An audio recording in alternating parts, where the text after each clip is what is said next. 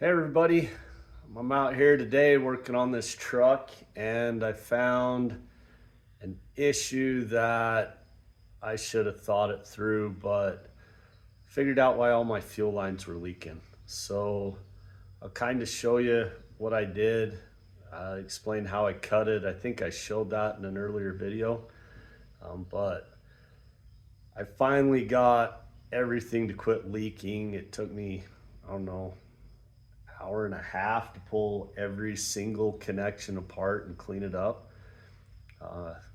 But I'll show you what it was. And I still can't get my pressure gauge to work on the fuel lines. I don't know what I'm doing wrong. Maybe somebody can help me with that. Let me show you what I. So when I was running this thing the other night, I had gas going all over right in this area because I was leaking mostly right here through this fitting.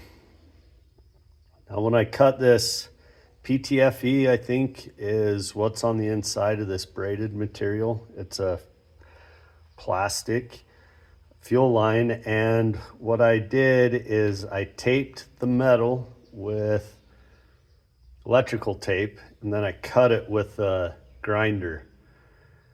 Being an idiot, I didn't clean the plastic up before I put everything together. I just figured that was good enough and put it together. And every single one of these leaked. So I went through, I have this set here. I've got my fuel pressure regulator right there, and then I've got a filter further back. But I had to clean every one of those up, and I got them cleaned up and now they quit leaking. So I looked around to see if I could find any more of this PTFE stuff. Got it off eBay. I can't find any, but I did find one of these connectors. So when you're doing that, you'll slip this down over the PTFE, slide it down. Well, you'll cut it first, then you'll slide this down. You'll peel back the braided steel. You'll put this on this direction. So if you'll slide it on if we're going this way. You'll slide it on and then you'll push this in. There's a little ridge on the inside of that. And you'll trim and make sure that that plastic goes tight against that ridge. So then when this goes on, it pushes around, pushes this tight against this right here. So this will slide right up and across like that. And this goes down inside the tube. That goes inside the PTFE. Then this goes over, and then you're tightening way tight against that surface here. But that's how these things work. All of this was in a kit on eBay. I think back when I bought it last year, it was like $64 or something. But clean up those ends, and it makes a world of difference. You won't have to go back and redo it like I did. I'm trying to troubleshoot my issue where I couldn't get it to turn off. Right here is my battery to my HEI, and I have continuity between that here, but I think that is supposed to be switched.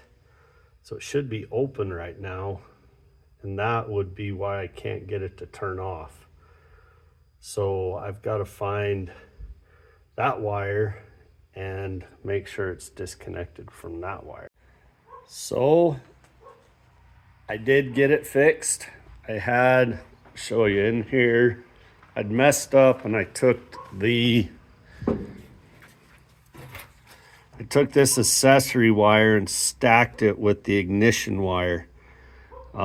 Reason being, seemed to me like this accessory would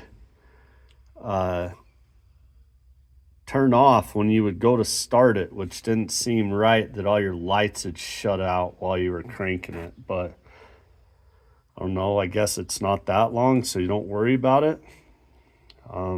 Might have to figure out another way to be able to shut it off and keep the lights on. We'll see when I get it up and running.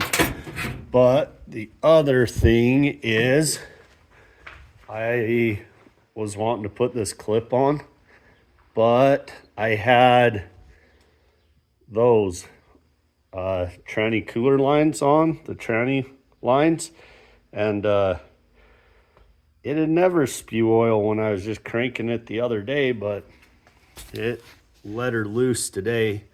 But I was wanting to see if there was any shiny flakes in the tranny fluid. But does that look like a all right color? I don't know what it came out of and how old it was, but I'm gonna see if there's any shinies in it. So from what I can tell, I don't see anything there, but yeah, I need to get those plugged, but I need a radiator for that. So I better get this cleaned up, taken off for a little bit, and that's just gonna get to be a bigger mess. So yes, everything was good today. I got the fuel lines so they won't leak. I got the truck, so it'll shut off once it starts. I think I might have a carb issue because it'd take off and run last time, but not so much this time. I had to dump gas in the carburetor. When I bought the engine, he said that it had a little bit of an issue on cold starts. And then this pressure gauge. But everything's good. Have a great weekend.